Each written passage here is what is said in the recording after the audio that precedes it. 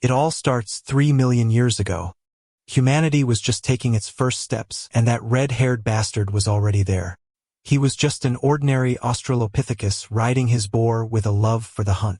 But there was something about that creature that defied the natural order. Time kept passing, and that he never died. His entire species went completely extinct, but he remained. Countless eras wash over him, yet none of them ever touched him. In the endless flow of time, only one thing drove him: hunting, brawling, and fighting.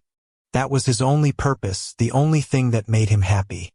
For more than 3,000 years, his body evolved through endless battles. And with nothing but sheer physical strength, he became a god. The #1 god, known as the god of planet Earth from the divine realm of Mu.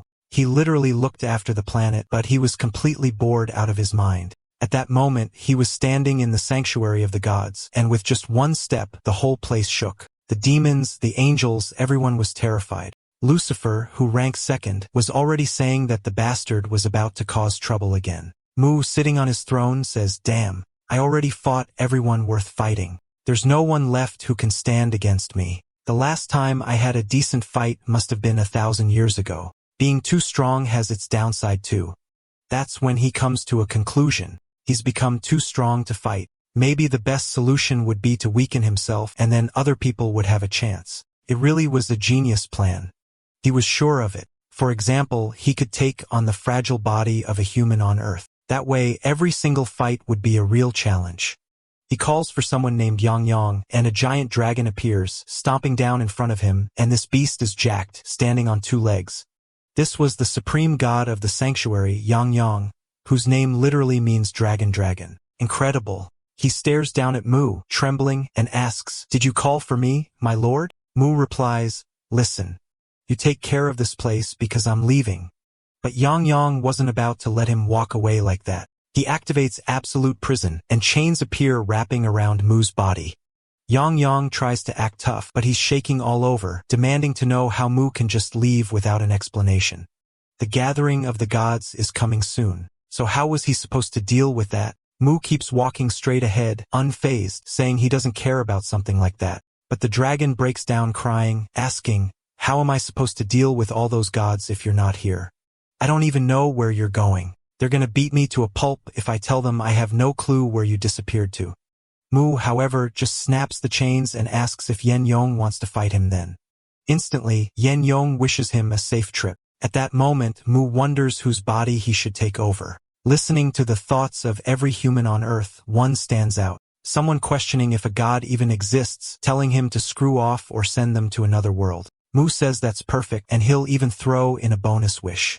The only issue is how to explain this to Yang. He tells the dragon he's leaving his body behind and to make sure to take care of it. On top of that, you should look after the person who'll be taking his place. Desperate, the dragon begs, "My lord, you can't leave your body here. If it dies while your soul is away, it'll perish too."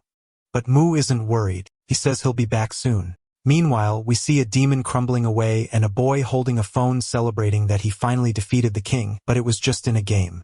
Our loser this time, 17-year-old Li Ho, says this harem in another world was perfect. The kid really did have some luck. He drops his phone and smashes on the floor. Ready for the jump with no parachute, he says he can now leave with no regrets. He bids farewell to this cruel world. Then he leaps shouting that if a god exists, he wants him to screw off. And if that god's angry at what he's doing, then send him to another world. But instead, the boy really does slam into the ground, leaving a pool of blood behind. His hand twitches and gets back up. Obviously, the one inside the body now is Mu, who's trying to figure out what just happened. In that instant, Yahello finds himself face to face with Yang, and neither of them has any idea who the other is. On Earth, Mu struggles to stand, but even his hand doesn't respond properly.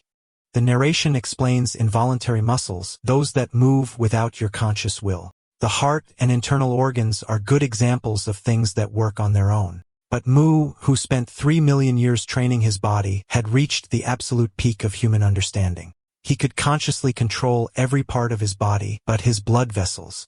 And somehow, he forced his heart to start beating again and rose to his feet. Looks like he fixed his internal problems by shifting the blood vessels around in a way that stopped the bleeding. Staring at the floor, he thinks to himself that it's been millennia since he bled this much.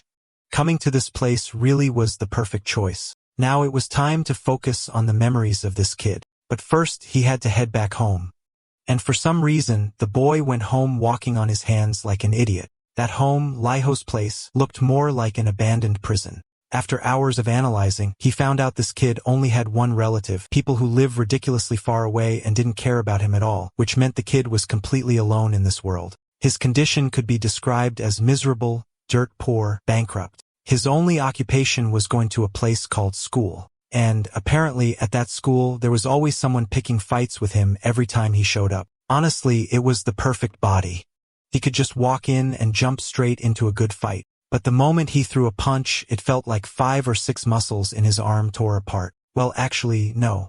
It was because he'd come and walking on his hands like an idiot. This kid really did have terrible muscles. Still, he was excited because muscle pain was something he hadn't felt in millions of years. And wow, I've seen high-class girls working construction look less stiff than this guy in combat. The next day at school, everyone was wondering why there was so much blood on the ground while he just strolled and singing a little tune. In class, they were talking about page 56 when he suddenly slammed the door into the wall, then bounced back and smacked himself in the face like an idiot. While he was rubbing his face, the guy from the memories called out to him, asking what the hell he was doing. I'll call Mu, who's now inside Liho's body, by the name Liho, since that's how everyone around him addresses him. Strangely, he walked up to the guy with that odd expression, asking if he was the person he was looking for. The guy said he'd lost his mind, asked where his glasses were, and then smacked him across the face out of nowhere. He even accused him of selling his glasses to buy food. Truly, a broke loser. Blood dripped down as Liho just stood there. That's because the god Mu had his own personal rule when it came to fighting. To him, a fight was only fair when both sides had the will to fight, and he was always waiting for a real brawl. The way he confirmed it was by giving his opponent a chance first, and now he was grinning, licking the blood off his face, saying the chance had arrived. The guy asked if he'd gone completely insane to be laughing like that, but Liho just walked up and smashed him in the face. Immediately, his whole arm started shaking, and it felt like the bones in his hand had cracked. The teacher jumped in right away, asking what the hell they thought they were doing. A fight had already broken out. He told them both to stop and demanded to know what was going on in the middle of his class, but the teacher's authority was basically zero because the guy just swam at him again. Liho braced himself to defend, and it seemed like he was about to activate his 3rd and 4th forms, but nothing worked because the man on Earth was different. He took another clean hit right to the face. The other guy told him to stop messing around while Liho muttered that he was running out of options. His arms were broken. His legs were useless, and he didn't have any magic. If that was the case, he used the how to fight technique. He slammed his head into the guy's hand. Since the skull bone is much tougher, obviously the hand broke first. The guy cried out in pain, and right then, Liho saw the perfect opening. Before the guy could even process what happened, he grabbed his arm and slammed his forehead into his stomach, a solar plexus, another human weak spot. And before the guy could recover, Liho lifted his head and rammed it right into his chin that probably smashed his whole mouth in. The kid dropped to his knees, face first into the floor while all the bystanders whipped out their phones to record. Nobody could believe what they were seeing. Yesterday, Liho was the one getting beaten up, and today he defeated that kid just like that. At that moment, Mu remembers what happens once the thrill of battle fades. Only then do you feel the throbbing pain in the spots where you were hit, that slimy taste in your mouth, the mix of saliva and blood. All of that, obviously, was something he enjoyed immensely and exactly what he came down to Earth for. He looks at the fool lying on the ground, steps closer, and thanks him. Then he opens his mouth wide, bites down, and spits out the kid's ear. What the hell? Mike Tyson, this Australopithecus really is out of his mind. And the worst part is this was his way of saying thank you. Like, thanks for the fight. Here's a mark to prove I had fun with you. Completely insane. His whole tribe must have been walking around with chewed-up ears. And God help us, even the elf girls weren't spared. Among the gods, though, this was considered a mark of strength. And Maggie managed to withstand and entertain the strongest being in the world. But on Earth, the interpretation was completely different. In class, one student says, "Hey, did you hear about that fight earlier?" The lazy one answers, "What about it? Just some random fight." The other replies, "I saw something weird. It looked like the kid actually wanted to get bullied, and the worst part is the one who lost ended up castrated. Apparently, in Korea, when you neuter a cat, you cut a little notch in its ears and mark. Cruel as hell. Why do that to animals? Meanwhile, the loser's being carried off in an ambulance while society's menace is waving goodbye from the window, smiling like he's giving thanks. That's when the teacher arrives and tells Liho to go straight to the teacher's office. Inside, the teacher slumps into a chair and asks if he's lost his mind. How could he dare to do something like that to a classmate? He's about to give him a good scolding, but the kid's face is already flushed red, begging him to hit him instead. He's even breathing heavy while the teacher mutters that he doesn't even know why he's wasting his time talking to him. He says it's better to call in the parents for a meeting. For now, he should just leave without causing a scene. With no other choice, Liho leaves. Out on the street, he learns that leaving school early just means going straight back home. And, of course, no matter how good that fight was, now he really needs time to recover. This body is a wreck. It would be great if he could use good old mana. Call it ki, chakra, nen, whatever. To the gods, that was what set them apart from humans. He recalls that, in some worlds, humans became hunters and used it. In others, they could form magic circles and become sorcerers. But on Earth, there's no mana, which means no abilities can be used at all. He tries casting something, but nothing happens. He's going out to get used to fighting with nothing but his fists again.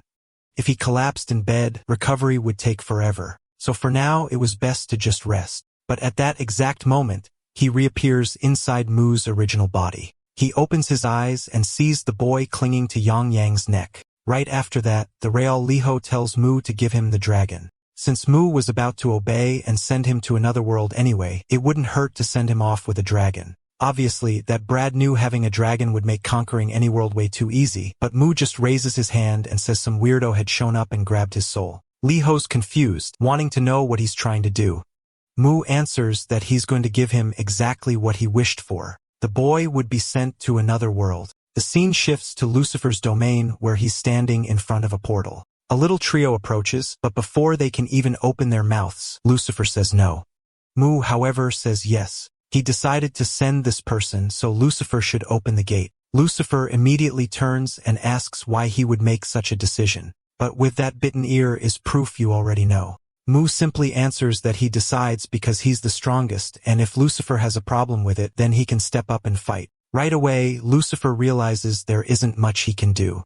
If he fights, the guy will enjoy it. If he doesn't fight, then he'll have to obey. In the end, he has no choice. Mu tells him to step aside because he'll open the gate himself. Lucifer warns him not to interfere. Meddling in another god's domain was against the unwritten rules. And besides, he'd be stopped by a barrier. But, of course, Mu shatters it instantly.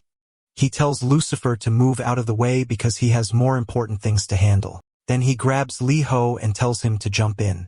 The boy asks what that is, and Mu answers it's exactly what he wanted, a passage to another world. Liho tries to ask for a dragon, but Mu immediately says not a chance. He flicks him with his finger and sends him flying inside while the kid vanishes shouting that he wanted to be overpowered. Mu thinks to himself that Brat really doesn't want to put in any effort. He just waves goodbye to Lucifer and asks him to look after the boy, but Lucifer is grinding his teeth in rage. Lucifer was a god who originally came from his own domain, the planet Elmery. There, he was known as the Demon King, standing at the peak of all living creatures. His arrogance grew and grew until he decided to challenge an existence known as a god. He summoned a massive sword and hurled it, piercing straight into the chest of his opponent. On that day, Lucifer killed a god, and in that moment, he stole his place and became one himself. He was hailed as the god above all gods. For a long time, he reigned as the absolute master of everything, invincible, supreme, legendary, unmatched, catastrophic, mythological, good grief. How many adjectives can one guy have? But despite all that glory, he was crushed the moment Mu appeared. Still, he swears that one day he'll take revenge on that worthless human. And at that moment, Mu was just casually riding Yan Yang back home. Meanwhile, on Earth, the kid wakes up muttering that Liho is going to die. All he needs to do is make a call to Cho Hyun, probably that jacked guy pounding away at a punching bag, or maybe it's Kong Chul, or could it be Chong Young? Because his phone is ringing right there. Oh no. Turns out it's that blonde guy, and honestly, that's terrifying. Could the Australopithecus already be facing a monster like him? The blonde picks up the phone and says to talk while the beaten kid asks if he doesn't want a new phone since his screen just cracked. Judging by the grin on his face, he definitely does. Back in class, the door swings open and the beaten kid walks in. Nobody can believe how badly wrecked he looks. Everyone laughs, saying he always acts tough. But in the end, he got destroyed by that loser and even castrated on top of it. Still don't even know this guy's name, but he slams his backpack to the floor and asks if anyone has a problem with him. If so, they can settle it in a fight. But then a girl steps forward, telling him to sit down and shut up or leave the classroom. The guy explodes with anger, demanding to know if she's crazy, and he grabs a chair. Oh boy. Here we go. Yemper goes 2.0 about hit a girl. But suddenly, a ramen dino walks into the classroom. Just live at the size of that teacher's forearms. He asks why the class president is standing, and she quickly sits back down saying it was nothing. He then tells her to meet him after class for a talk. She wants to know why, but instead he tells her to go check on the boy who caused the earlier commotion, Liho, because he disappeared. He waves her off saying he's too busy and asking her to help with this problem. Poor girl ends up having to deal with a peculiar one. She knocks on his door, but when he doesn't answer, she turns the knob. Inside, she finds him lying on the floor with cockroaches crawling all around. The boy looked dead. For a moment, she wondered if it was a corpse. Not long after, he's in the hospital hooked up to enro. He's been sleeping this whole time, but suddenly Mu's spirit returns to him. Opening his eyes and staring at the ceiling, he wonders where the hell he is. Clearly, this wasn't the same place where he fell asleep. He looks down, sees his hand connected to the device, and immediately realizes something was invading his body, heading straight into his blood vessels. And amazingly, he can even feel that it's nutrients. What the hell? This guy really does have full control over his body. He notices it's not quite as good as magic, but the effect isn't bad at all. Finally, he's found something worthwhile on Earth. The class president sees him awake with a strange look on his face and tells him to explain what happened. But before he can even start, she cuts him off, saying she was only there to help because the teacher asked her to. Lee realizes she's the one who helped him recover and asked her to wait a second because he wants to ask something. She tells him to hurry up since she needs to get back to school. But Lee-ho urgently needs information about Earth, and the most important question of all, of course, is where he can train his body. She just stares at him, seeing him all crook, one eye half closed, the other wide open, and tells him straight up she knows he doesn't have any money. So the next thing you know, we're at the famous old man park. Honestly, the place is in good shape. It's got everything, including plenty of pull-up bars. Observing it all, the protagonist realizes humanity has evolved a lot compared to 4,000 years ago. Back then, his training was just lifting rocks, climbing mountains, or digging holes. He knows he has to be careful considering how advanced this equipment is. There must be some really strong humans around. But in the middle of training, suddenly, a rock smashes into his back. Wait, has that bastard already found him? The guy's sweating with rage, saying it looks like Lee-ho was trying to hide. But Lee-ho just picks up the rock and asks who threw it. The kid says, obviously, it was him. But before he can even finish, he takes a punch straight to the face and drops to the ground. Lee-ho thanks him for the preemptive strike and welcomes him to round 2. The next chapter jumps to the annual meeting of the gods up in the heavens. Yang is trembling, terrified of presenting. He explains that since the Lord is kind of absent, he'll be handling the situation for now. But right then, Lucifer calls out to him, demanding to know what he thinks he's doing. Yang starts shaking all over, insisting he's not doing anything.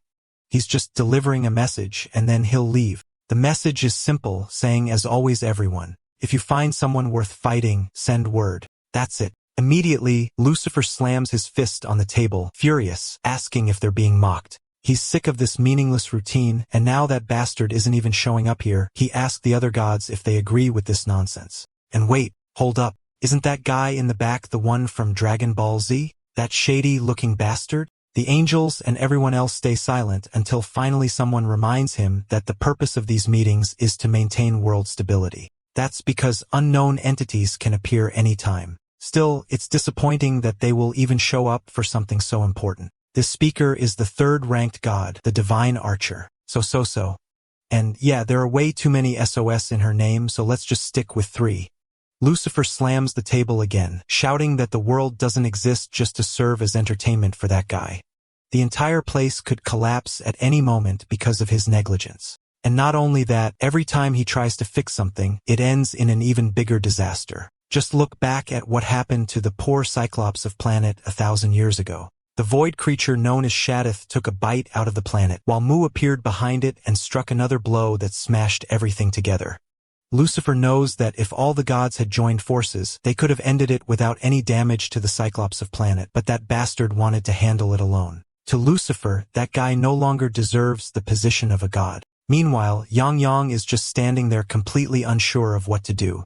Why does he have to go through something like this? He just wanted Mu to come back soon. Back at the park, the kid's holding his face asking if that bastard's lost his mind. He clearly doesn't know who his cousin is. That cousin is a professional boxer, and he's going to beat him to a pulp. Wak Chul, standing to the side, comments that his hands are pretty quick, asks what sport he practices. Mu answers that he doesn't do any sport. He just fights because he enjoys it. The guy laughs, saying he must have some kind of high school syndrome or something like that, but fine. Time attests just how good he is. He lands a solid punch right on the nose. The blonde doesn't look the least bit happy with that hit. That's because he could clearly see that Lee Ho had been eagerly waiting for the fist to smash into his face, exactly like that bastard from the boxer. The only difference is this one's a freak. He's licking the blood. As always, he would never dodge the first punch. The blonde is already trembling, and Mu takes up a stance, asking if that's how it's done. He throws a punch while the guy thinks copying a stance is pathetic, but suddenly, boom. He takes a blow so strong, he's dragged across the ground, tossed backward, wondering what kind of stone hit him. Meanwhile, Lee Ho asks again if that's how it's done. At the moment of impact, he flexed every muscle in his arm. But because of that, his whole body is racked with pain. Still, this freak, this masochistic oddball is loving it. I love to see the author use the same talent to draw lewd faces on women. The sensation of muscles bursting just from the touch, that was something he only felt from a handful of bastards back in heaven. It was pure bliss. But to keep fighting, he had to take care of this body. For now, he'd apply some rematches, basically fighting raps, but with an ancient name. Extra number 1 asks his brother what he's waiting for, tells him to finish this kid already. The blonde agrees, moves in, and asks if the kid really thinks he can win like that. He starts throwing a flurry of blows, mocking him for having such a big mouth while keeping such a lousy guard. Leafum notices the guy's speed and accuracy, but it's all too simple. All he has to do is watch which muscle fibers twitch, and he knows exactly where the strike is aimed. The blonde fiends toward the stomach, but it's actually a hook from the side, only to have it intercepted with a counterhook to his arm. And wow, the guy staggers, reeling. Immediately, he raises his broken arm, confused, and starts screaming. Lee Ho notices that his reaction was identical to the other ones. They really were brothers. But then he takes another blow straight to the jaw and collapses unconscious. The fool left standing has no idea what's happening, while Lee Ho steps closer, asking if it isn't time to finish what they started. The guy just begs him to back off. That's when Lee Ho realizes, unfortunately, the guy has no will to fight anymore, and that makes it pointless. So he tells him, if you don't want to fight, just admit defeat and we'll end this. The guy opens his mouth to speak, but takes a fist right in the nose. He clutches his face trying to say something, but Lee Ho slams him again. A right hook to the jaw, another to the stomach, one to the chest. The kid suffers, his head nearly bursting, insisting he surrenders, yet he doesn't stop. He takes a knee strike too. Lee Ho says this guy is incredible, truly tenacious. He refuses to admit defeat no matter what, then he spits out a chunk of his ear and licks his lips, leaving another little mark. The guy's head is swollen, and he mutters that he's a crazy bastard. Back in his room, which has more cockroaches than furniture, Mu reflects that the fights are good, but this body breaks too easily. Just 2 punches, and he's already battered. If he wants to keep these fights going, he has to take care of the body. So he decides to head back to heaven to see if Yang managed to prepare what he asked for. But the moment he tries to teleport, the attempt fails. He can't understand why it isn't working. Then we see what happened a few days earlier in the Divine Realm. Over in Lucifer's empire, when Mu had said goodbye and asked him to look after the boy. He mounted Yang, who asked how life on Earth was.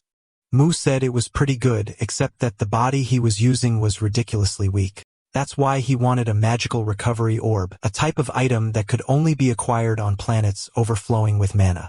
On Earth, there were only a handful of items blessed by divine grace or power, and anyone who managed to obtain one of those was considered a demigod among humans. So Mu told him to prepare and said he was leaving. Yen Yong, however, warned him about the gods gathering. Mu simply reached into his pants, pulled out a letter, handed it over, and said, "Here's my answer. Read it to them. Bye." He returned to Earth, and his body collapsed on the ground. But Lucifer was watching. He didn't know exactly what Mew was planning, but he was certain that Mew's body was empty.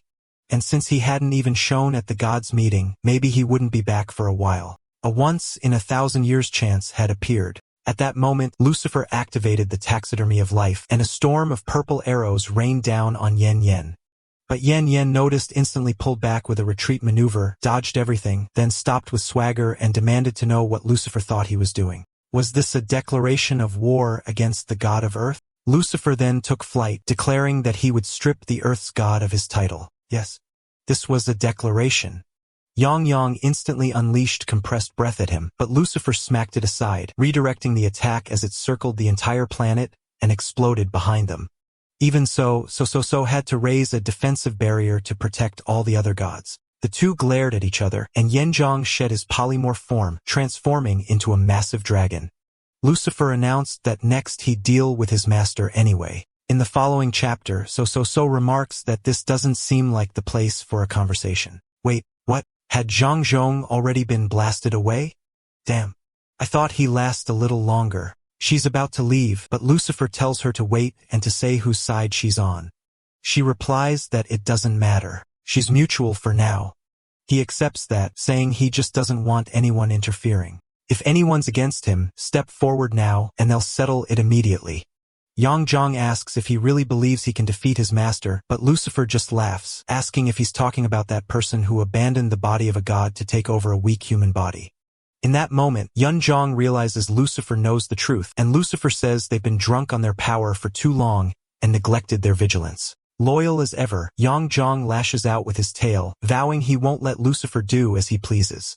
But Lucifer simply vanishes, reappears behind him, slices his tail, and tells him he'll keep him alive for now because he needs Yang Zhang's help to get to Earth. Once there, he'll kill Mu and take control of the world. The poor dragon trembles in pain. Meanwhile, back on Earth, that guy whose ear our boy bit off for the second time is trembling in front of the coach who's chewing him out. He doesn't even want to keep fighting anymore, but the coach just tells him to rest. The kid leaves muttering that if it weren't for that bastard, he wouldn't be in this state. On his way out, he runs into Steel, the #1 fighter in the gym, who immediately asks what happened to his arm. Guak Kyul remembers, this guy is the strongest in the whole academy. Maybe if it's him, it'll finally work. So the excuses begin. He says that nowadays kids are terrifying. His younger brother had been bullied at school, so he went there just to talk, but a whole gang jumped him and beat him up, completely unfair. Steel brushes it off, just telling him to be more careful before waving goodbye. The blonde is left confused. Why did Miss Sob's story work? But then the guy stops and wants to know the exact name of the person who beat him up. Back in the room, the protagonist wonders why he can't return to the heavens. The only reason he lose control over something so simple is if there were some problem with his original body, but that doesn't make sense. Yang Yang was supposed to be guarding it, and there weren't many beings who could defeat him. Maybe all the gods had joined forces to attack. He immediately gets up, saying this is no time to sit still. Those bastards had the audacity to attack his body instead of challenging him to a fight, which was even worse, but he forces himself to calm down. There's nothing he can really do right now, and Yang Yang isn't exactly an easy opponent anyway.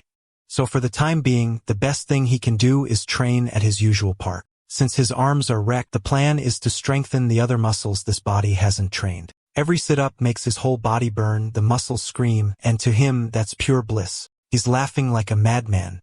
All the old folks at the park stare in confusion. That's when someone calls out to him. He falls back onto the ground, and that girl from class approaches, asking why he hasn't been coming to school. Sitting on the bench, he asks what the point of going to school is anyway. It's not exactly a good place to train the body. She wants to know why he thinks like that. He says it's obvious. He needs to train to get stronger. She presses further, asking why he wants strength. He replies that it's to fight better because right now he's still too weak to brawl as much as he wants. He goes on and on for hours, ranting about training muscles, strengthening his arms, improving his breathing, and so on. Eventually, she gets tired of it and asks what's the point of all that training if he doesn't even have anyone to fight. Just exercising won't do him any good. He has to go somewhere people create conflicts for no reason, exactly the kind of place she's talking about, school. She tells him, be there tomorrow and stop being such a pain.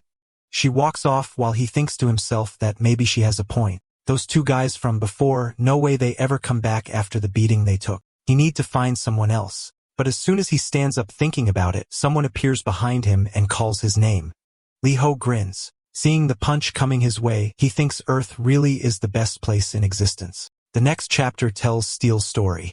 He had only been an amateur boxer, and his sister was a promising ballerina. But with her beauty and talent, she attracted the attention of the stalker.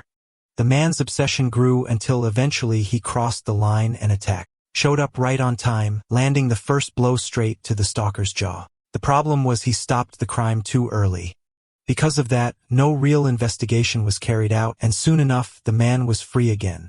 But now, with an even stronger obsession, he was far more dangerous. Steel stopped him again, but this time his sister didn't escape unharmed. The stalker had slashed her ankles and legs. From that day on, Steel no longer trusted the law. He decided to play Batman, walking around with a bit tongue strapped to his back, beating down the city's trash.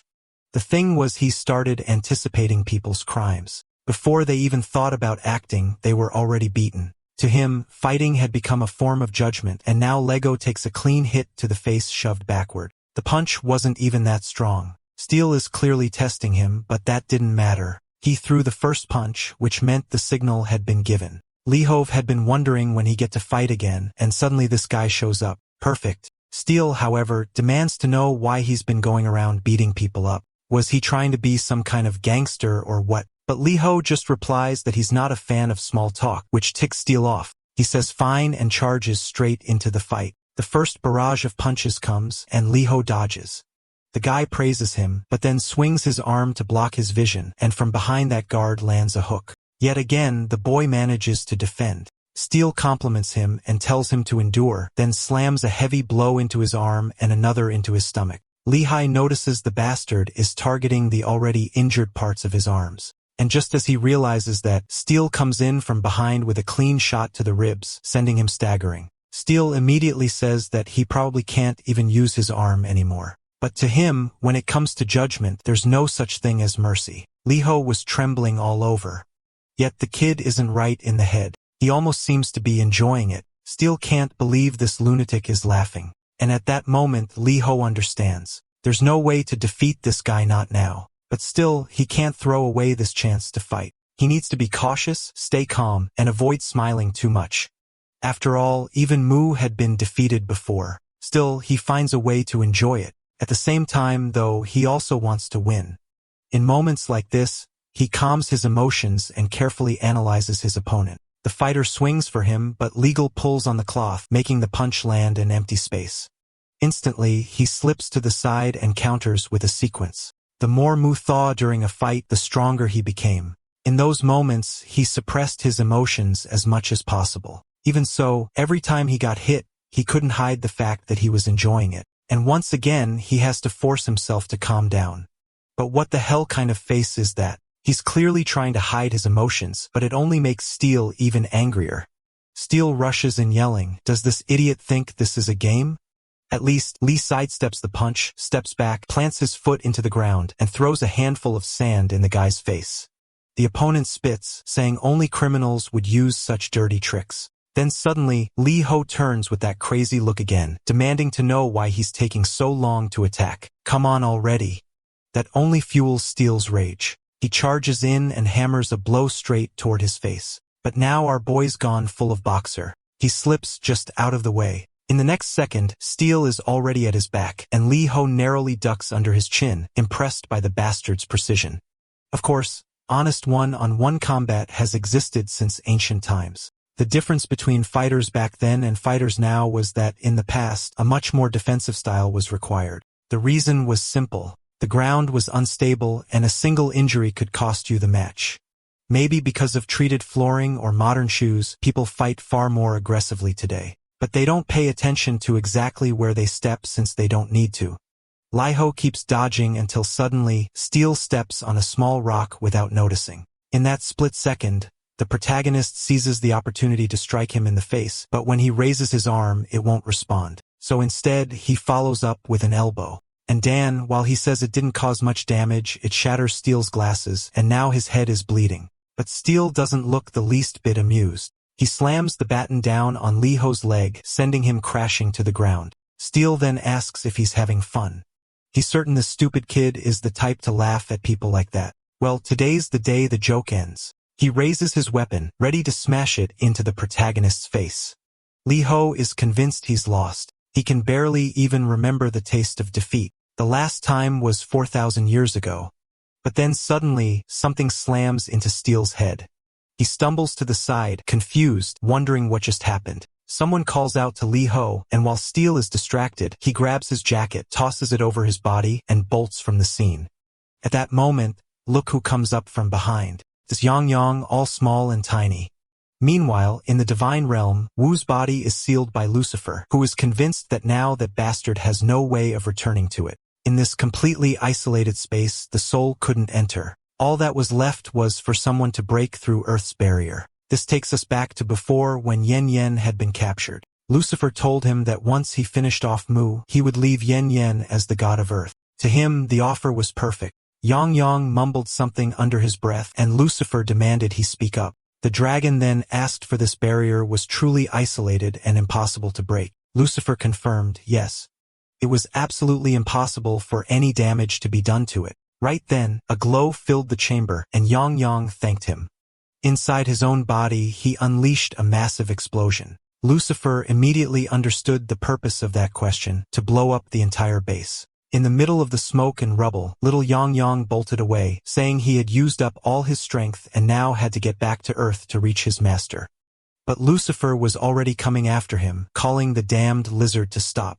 He pulled out his spear, warning that he would finish off both him and his master. He curled it with such force that it nearly caught the poor dragon's backside as he was pushed into a portal. The little guy shot down from the sky like a bullet, and who did he crash into? Steel. Straight onto his head. Now Steel's twisted in the camera, muttering in shame that this is what happened. Lee Ho, however, stays quiet, grinding his teeth in anger, saying that Lucifer really is a bastard. But then he breaks into that peculiar grin, probably already imagining the chaos to come. The bastard pretended he didn't want to fight, but now he stirred up all this mess, and it'll have to be fixed. He stands up, saying there's no way around it. This body has to get stronger so he can fight again. But immediately, his arm twists painfully.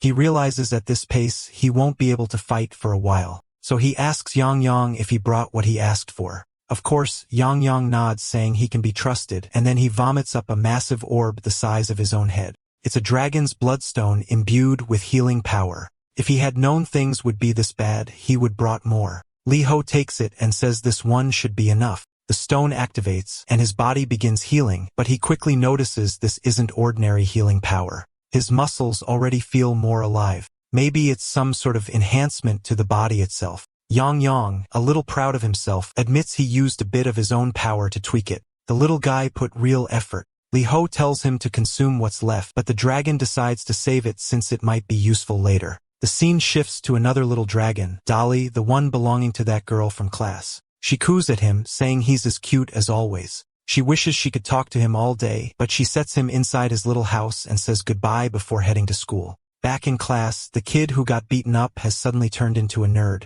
He decided to change his life. Honestly, the delinquent path never suited him anyway. He needed to stop with that nonsense and focus on studying for real. But just then, Lee Ho opens the door. The kid almost soils himself. Lee Ho asks if he wants to fight, while the girl behind him says, finally, he showed up. He looks to the side and admits she convinced him. He's here now to look for someone to fight. She's confused, wondering if he's going to try something weird. Meanwhile, in the room downstairs, someone asks Steel if he's heard about the second-year kid who got castrated. Apparently, some blonde had been bullying him, but the kid fought back and even bit his ear. At that detail, Steel remembers the blonde who had his ear bitten. Without a doubt, it was him, which means the bastard responsible was that guy, not the protagonist. He was already on his way out, saying there was no reason to fight the boy, while the protagonist sat there with something clearly weighing on his shoulder, muttering that nothing good had happened today at school. Everyone else just stared at that chalkboard. He didn't even have anyone to spar with. But then he spots Steel ahead. From the shape and distribution of the muscles, he instantly knows who it is. He shouts out loud that it's the same guy from before, and when Steel sees the Lumina coming at him, he bolts, wondering how the hell this bastard recognized him. The guy was wearing a mask, glasses, and even had his hood up, and yet Lee Ho is there with that peculiar grin happily chasing after him.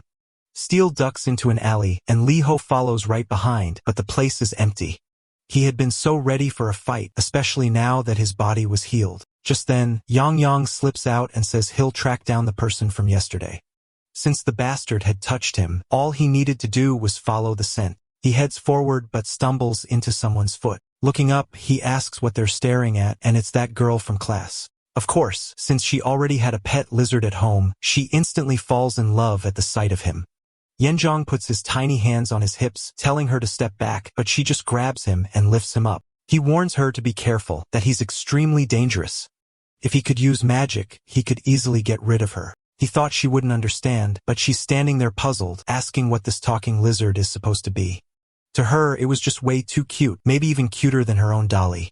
But Yanzhong rabbles free and scrambles onto the protagonist's back, apologizing, saying he had been captured because he was too weak. The girl immediately presses Lee Ho, asking if this little thing is his friend. Lee Ho glances over and says, yeah, you could say they're friends. Finally, we learn the girl's name, Yujin, and right now, she's dying of jealousy toward him.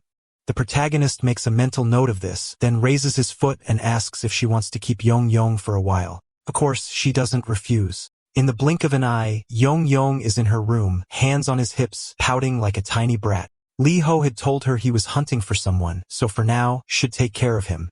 The lizard fan instantly agreed and basically tossed Yong Yong onto herself. Before leaving, Lee Ho reminded him that when he passed by again, Yang Yang should return on his own. The dragon wanted to know where he was going, and Lee Ho answered he was off to train. Back in a room, Yang Yang introduces himself as the secretary of the Great Master. Since he was given the order, he'll cooperate with her for now. Seeing his little hand stretched out, she feels a tug at her heart and taps it with 2 fingers, saying she'll help him too. He might not believe it, but she's the class president. He doesn't really get it, so she explains it means she's basically the leader of the class and ranked number 1. Yang Yang gets excited, saying no wonder the master chose her, but that he pauses. Wait, wasn't the master supposed to be the leader? Yujin, confused, tells him that Lee Ho isn't even ranked that high. Yang Yang bursts out shouting that's impossible. The master is the strongest of all, and he refuses to believe otherwise. If she's the class leader, then the master must be the great leader. That's how it should be. He keeps lecturing her, saying that from now on, she has to do her absolute best to make him the strongest. Yujin agrees but tells him he'll have to come see her regularly. The little rascal is thrilled. His plan to extract information was working perfectly. And in his mind, he thinks that helping her out a little to push the master up to rank 1 is the ideal approach. Deep down, he swears it won't be long before he's at the very top of the world again. Meanwhile, our boy is back at the park going through his daily training. His body had improved significantly after the pill. The effect on his body was outstanding, and most of the muscles that had been torn now grew back even stronger. The question now, was he ready to withstand something tougher? He slams his fist into the steel bar at the park. What the hell? His hand comes out completely intact. That little or had made a huge difference. He glances back as if sensing someone, but no one's there. Looks like the guy isn't showing up for a fight today. He decides he'll talk to him tomorrow at school. He leaves the steel bar behind him, now marked with the imprint of his hand. On the way home, something catches his scent. It's Yang Yang perched on Yujin's shoulder as she browses through some clothing shops. The moment he picks up the smell, he waves goodbye, leaps off, runs across the rooftops, and lands right onto our boy's shoulder. He says not to worry. He managed to gather tons of information from the girl. As they keep walking, something's clearly going down in an alley. Yang Yang tells him to wait. He's picking up a scent from that direction. In the alley, some upstanding citizen is insisting he's not a criminal, saying all he did was steal a bike. Bastard. Of course, he says this right to steal, the guy who beats people before they even commit crimes. Imagine what he'd do to an actual thief. The man gets pounded into the ground. But in the middle of the beating, someone shows up behind him. When Seal turns to check, Yan Yang is pointing toward a ramen shop. He insists that's where the awful smell is coming from and that they should head there instead. But obviously our boy knows that's a bluff. The two lock eyes, and Steele asks him to wait, saying they must have some kind of misunderstanding. Lihav doesn't care. He charges and Steele takes out his stance. They close in, but instead of striking, they glare at each other. As always, the protagonist waits for the opponent to throw the first punch, while Steele doesn't seem too eager to start. Then suddenly, the thief grabs Steel's baton from behind and swings it. Steel dodges aside and, of course, you know what happens next. The strike goes straight for Lee Ho, landing square on his head. He grins, asking excitedly if it actually touched him. A trickle of blood runs down, and in the very next second, he drives his foot into the thief's stomach. Steel slips around the side, recovers his bait in mid-spin, and smashes it across the thief's face. Lee Ho keeps going, headbutt, another headbutt, rapid strikes to the chest, a crushing blow to the stomach. The man collapses, crying out for help. Lee Ho grins, but then the smile fades as he mutters that this is boring. When he first arrived on Earth, every fight was brutally hard. His body ached with every clash. But this kind of one-sided beating, completely dull. He needed someone on the level of that guy. Speaking of which, that bastard had slipped away. The moment the fight started, Steel had bolted. Looking back, he saw the lunatic grinning ear to ear, enjoying himself. Yang, meanwhile, was standing there all cute, saying he needed a proper meal, but Steel kicked him aside as he ran off, leaving the little guy abandoned. Not long after, Steel arrives home wondering why that kid enjoys fighting so much, and then his sister appears announcing that the prosecutor has arrived. Earlier that day, she had arrested another criminal. This was Kang Hyun-A, his sister, the former ballerina. She shoulders past him, telling him not to get in the prosecutor's way. He doesn't move, and she comments that the boy is tougher than expected. Heading into her room, she orders him to make some noodles without eggs. Steel notices that she doesn't seem to care much anymore about what happened back then. But ever since that day, all he feels during a fight is pure rage. It wasn't always like this. When he first started boxing, things had been different. The scene shifts back to school with Yang perched on Lee Ho's shoulder, apologizing, saying he had been too hungry yesterday. Everyone's staring, wondering why this kid is bringing a dragon to school like it's normal. Then he spots Eugene, who lights up right away, happily greeting Yang. The protagonist asks if she found out the information he asked for. She nods and tells him she knows that guy. He goes around under the nickname Iljime. It's a name combination that means someone who hits people, and he's famous for exactly that, beating down anyone who messes with him. But she wants to know why Lee Ho is so intent on finding this guy. Did he do something bad? Lee Ho explains it's just that this guy keeps running away every time, and when he finally catches him, he won't let him escape again. But while he's saying that the guy is standing right next to him, Steel leans close to his ear and whispers for him to stay after class. He picks up his bait and walks away. Yuzin asks if they know each other, but our boy just stands there with that peculiar grin. The scene cuts to class. Lee Ho is excited, even blushing, saying he can't wait for class to end. Yang is perched on his leg. A little later, he hands the little dragon back to her again. Yang is exhausted and nauseated, but of course, she happily accepts him and leaves with a smile. The moment she's gone, Steel appears. Lee Ho thanks him, saying he's been waiting. Steel tells him to shut up and starts putting on gloves. The protagonist wonders if those are hymentes, the ancient protective wraps. Steel asks if he likes to fight. Lee Ho shakes his head. If he thinks he enjoys fighting, then he's wrong. What he actually enjoys is the pain and the shock that runs through his body when he gets hit, the muscles screaming with every movement he forces. From the past up to today, only fighting has made him feel alive. You could say he fights out of necessity. Steel, seeing him smiley and flushed, knows this bastard is lying. He digs into his bag, pulls out another pair of gloves, and tosses them. Lee Ho catches them right against his face. Steel tells him to get ready.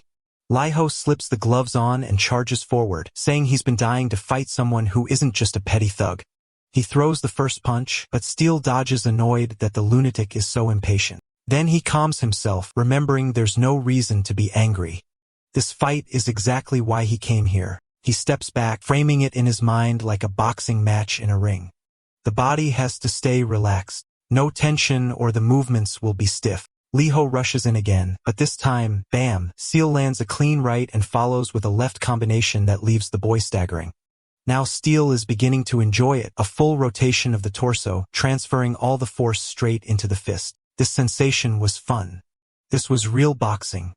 Lee Ho, however, after taking the hits, thinks to himself that if it weren't for that pearl he consumed earlier, this would have been dangerous, which meant this fight was incredibly fun. Meanwhile, that person in the other room, someone from the night study group, is trembling. Turns out isn't Steel's female friend at all, but actually a guy. They left a letter with a snack for him, asking why he always fell asleep when he came. He stands, mutters that maybe it's not too late, and heads out. On the stairs, he notices something happening outside. Honest, heavy blows, Lee-ho taking a full sequence, until suddenly, he stretches his leg and plants it right into Steel's chest, landing a crushing kick. Steel shouts in frustration, asking what the hell that was. They're supposed to be boxing. The protagonist, however, asks what exactly boxing is supposed to be. If it's a fight, then why limit yourself to just using hands? He throws another kick, this one landing square on Steel's forehead. And before Steel can even react, a heavy strike crashes into his shoulder. Now Steel is the one taking the barrage, wondering how this kid's kicks could be so powerful. Then he notices another coming for the back of his leg. He knows that one lands, he's going down. The kick connects full force, but nothing happens. Lee-ho steps back, realizing with dread the strengthening effect from the dragon's bloodstone had worn off. Steel notices too and asks if the boy has just lost his strength. Steel is laughing, and the protagonist is laughing right back. Neither of them throw in a move, both realizing the other is just as crazy. Meanwhile, someone's at the doorway watching everything, muttering that the sight of these two idiots laughing while fighting is pathetic. He despises people like that, just looking on in disgust. But while he's wrinkling his nose, the two of them are enjoying a straight-up brawl. Lee-ho tries to lift his leg into a defensive stance, but still punches him in the leg itself, throwing him off balance, then follows up with a clean shot right to the face. Now our boy's getting wrecked for real. With that flimsy body that barely has any muscle, there's no way he could take down someone who's trained like that. If only he could use a little magic or something along those lines, then maybe things would turn around. He starts to rise, forming a faint trace of magic in his hand, tightens his fist, and leaps in with a punch. Steel compliments the effort but blocks it easily, saying that little jab is way too light. But then something passes by Steel without him realizing. The next second, he feels a presence behind him, turns his head, and bam! Something slams into his chin. Dazed, he stumbles and can at least Lee-ho's punches are weak. But before he can recover, more are coming from behind. When he turns again, headbutt straight to the face. The protagonist is amazed this is actually working. To use mana, you're supposed to concentrate all your energy in one spot. But when you do, it's not just mana that reacts. Particles in the air, dust, impurities, whatever, get pulled in too. Normally, those burn away, leaving only pure mana. Since he doesn't really have proper mana, what he's creating are basically little air bubbles or something like that. He never thought he'd fight like this, and honestly, going up against Steel has turned out to be really interesting. Then he lunges in, trying to bite Steel's ear. Steel shoves his face away and shouts if this lunatic is trying to castrate him too. Hell no. He admits defeat right there, saying there's no need to cross the line like that. He covers his face, saying next time he'll make him pay. Meanwhile, Lee-ho is just there licking his lips. Cut back to Yang, now wearing a little backpack, saying that's enough for now. Yujin tells him to let her know if he needs anything else, and he just thanks her before heading out. On the way, he spots Steel returning and instantly remembers. This is the bastard who kicked him. Perfect chance to finish him, Mao. He drops the backpack and charges straight at him, only to get nailed with a punch to the gut that sends him crashing back to the ground. Lucky for him, Steel just walks off, leaving him drooling and unconscious until Lee-ho finds him there later. Next day, our boy shows up at school wearing new clothes, and now Yang even has his own little backpack. Yang asks what he thinks of this fresh new vibe. All of it was thanks to the effort he'd been putting in with that girl. Just then, Steel walks by noticing him and asks why the hell he's in uniform on a Saturday. The protagonist has no idea what Saturday even means, which leaves Steel even more puzzled about this kid. Steel calls him over and asks if he doesn't enjoy fighting. Lee-ho lies again, saying he only fights out of necessity, but Steel remembers. There's no way that's true. He tells him to hang out with him for a while. With him around, boredom from lack of fights would never be a problem. Lee-ho smiles instantly, saying he really is a good friend, and that he can't wait to find a place where fights never stop. All the while, Young sits in the backpack silently plotting to kill Steel. Next chapter, Friday at Guryang School. One of the bathrooms is off limits. Inside, some guy leaning against the wall asks how much the kid brought. The worn-out boy says 20,000. The 40-year-old man laughs in his face, telling him he must be out of his mind. That amount is nowhere near enough. That guy is Yangjo, and the kid in front of him is the same one who stole the bike and later got beaten up by the protagonist. He says it was all because of Steel. Right then, Yangjo slams the wall and says they're gonna make that bastard pay the price. He tells them to call everyone so they can settle this. That was on Friday, and now we're back on Saturday with Steel saying that before, he used to fight only out of anger, but now he feels like he can actually enjoy a good fight. The protagonist, though, wants to know why they don't just fight each other instead of going around looking for people. Steel tells him to relax. Soon enough, they'll have a rematch. And right at that moment, they notice a strange cloud of smoke coming from the side. Steel quickly realizes it's cigarette smoke and wonders how many packs they must be burning for the smoke to get that thick. He already pulls out a mask and glasses, convinced it must be some thugs. When they get to the alley, someone in the back is saying to just report they didn't find anything. Steel walks in. One of the guys slaps him in the face and asks what the hell he's doing there. Was he trying to get his wallet stolen? Yep. He gets smacked across the cheek and drops to the ground. Right then, the guys panic and he sees that the alley is full of the whole gang. Unfortunately, there were more of them than he expected. That's when the protagonist shows up behind them ready to fight. He's just standing there waiting for someone to throw the first punch so he can hit back, and then one of them grabs his leg asking if that bastard is with them.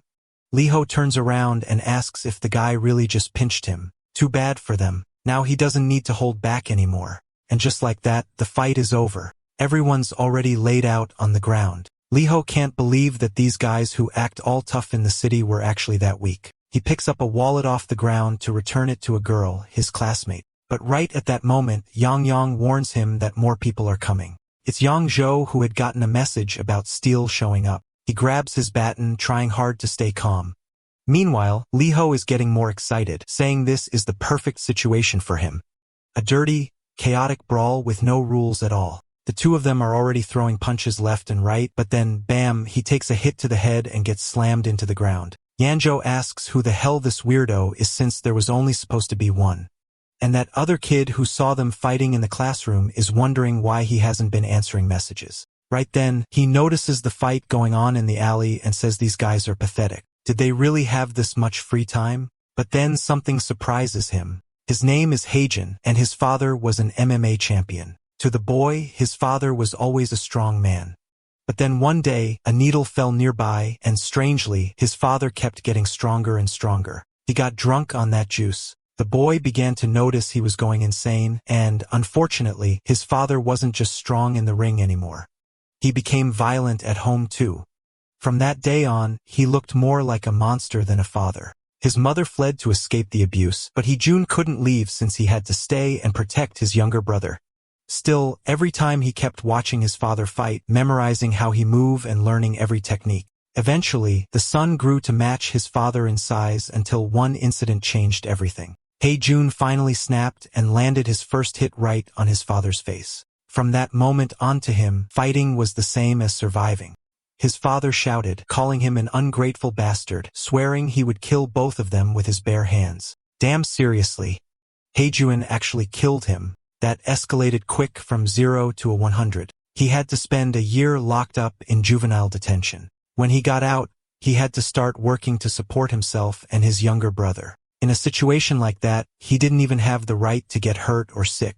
He had to take care of his body because that was how he supported his family, and that's why he thought it was pathetic seeing people fight recklessly without any care. He swore he would never act like that. But right there in the alley, the red-haired girl turned out to be his younger sister. His name is Heejun, and her name is Daljun. Yangzhu is standing there asking who the kid is while Yang is calling out to our boy. At that moment, Heijun comes up from behind and lands a kick right behind the knee, dropping the guy. Before he could even realize what happened, Heijun grabs his face and slams it into the ground. Yang is there all messed up calling for his master to wake up. Then, bam, he takes a hard kick from Heijun who goes straight for the next opponents. He's beating down everyone, and eventually it's just him and Steel face to face. Heijun says those filthy bastards never should have crossed the line. Steel asks him to wait, and Daljin calls for her brother. He gets thrown off for a second, realizing he didn't know about this, and right then the guy charges. Steel tries to throw a punch, but Heijun just ducks under, shoves him back, grabs his sister, and runs off. But in the process, her wallet falls out again. Now Heijun still has to get past Yangzhou, who's yelling if he's lost his mind. Yangzhou cocks back for a punch that looks like it lands clean, but it was actually Liho who stood back up. Heejun doesn't understand what this kid's deal is, but he just ignores him and runs. Meanwhile, the protagonist is laughing, thrilled, saying this is amazing. Steel tells him to cover his face before he gets spotted, but by the time he looks up, both of them are already gone. He grits his teeth, swearing those bastards have screwed. Then we cut to Steel explaining that guy is Yangzhou, one of the well-known delinquents around here. He controls the northern area. In the central area, it's a guy named Du Gai Yen, and in the south, a guy called Chung Go. The three of them together form something called Gagari. That group is the biggest source of trouble in the region. He's trying to explain the whole mess, but Li Ho just wants to know what the hell he's talking about. What's this about delinquents, extortion to steal money, and what the hell is a Go-Dori? Steel, annoyed, asks if his brain is just there for decoration. That's when Young pops out of the bag saying he's had enough and can't hold back anymore. He calls Steel a bastard and says he won't let him talk to his master like that. Steel is baffled by the talking frog while Li Ho just shrugs and says it's kind of a friend of his. Steel says this kid is way too suspicious. He doesn't understand the most basic things, and now he's walking around the talking creature. He must be that. Levo compliments him, saying humans sure have sharp observation skills. He claims to be a god, but Steel asks if he's an alien instead. Obviously, Steel laughs off the idea of him being a god, saying he's way too stupid for that, and our boy doesn't even know what an alien is. Meanwhile, Eugene is confused about why everyone ended up at her place. But as soon as she has Yang in her arms, she tells them they can stay as long as they want. Steel decides to cut it short, saying that the big guy he fought earlier is their current target, that damn Yangzhou who's been causing trouble for everyone. Li Ho remembers that fighting that guy gave him a feeling he hadn't had in a long time, the massive difference in their weight. It had been ages since he struggled like that. He thinks it'll be a good experience. But right away he tells Steel of the body he has now. It's impossible. He needs a lot more training. Steel invites him to the gym, but Li Ho refuses, saying he's not interested in training in a place where they only use fists. He needs something more diverse, more natural, and intense. While he's saying all this, Nong Young is looking at something on the phone and then waddles over, all cute, asking him to take a look. In a live stream, someone lands a clean punch right on the kid's solar plexus, and he drops the ground unconscious. The orange-haired streamer girl says that makes it 3 wins in a row, and whoever dares to challenge and actually beats them will get 1,000,001. The protagonist immediately looks further down in the description and sees that it's Chung-Hoo's challenge. Right away, he Alright, that's the end of the story. Thanks for watching. See you in the next one.